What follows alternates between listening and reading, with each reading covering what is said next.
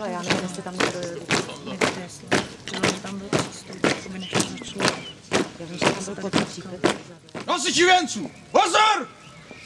Nosiči věnců! Věnce! Uchopit!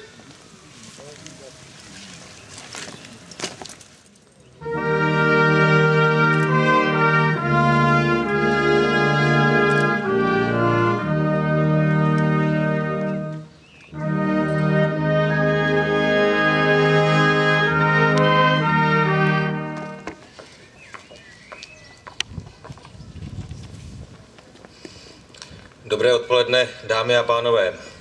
Mám možnost k vám dnes promluvit u příležitosti vzpomínky na tragickou smrt generála Milana Rastislava Štefánika a velmi si toho vážím. Jsem pilot a je mi ctí vzdát hold kolegovi pilotovi. Jsem politik a je mi ctí vzdát hold kolegovi politikovi. Jsou politici, kteří hodně mluví a jejich řeč plyne pro řeč samotnou.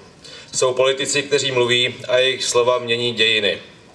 O těch prvních slyšíme, ale domluví-li, zapomeneme.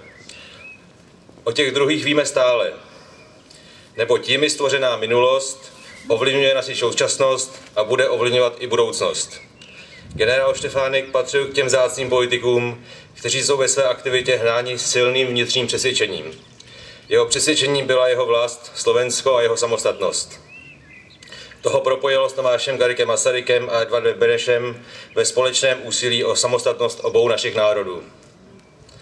Život generála Štefánika a jeho politická práce umožnili vznik Československa. Dodnes si klademe otázku, jak jeho nešťastná smrt ovlivnila vztahy Čechů a Slováků.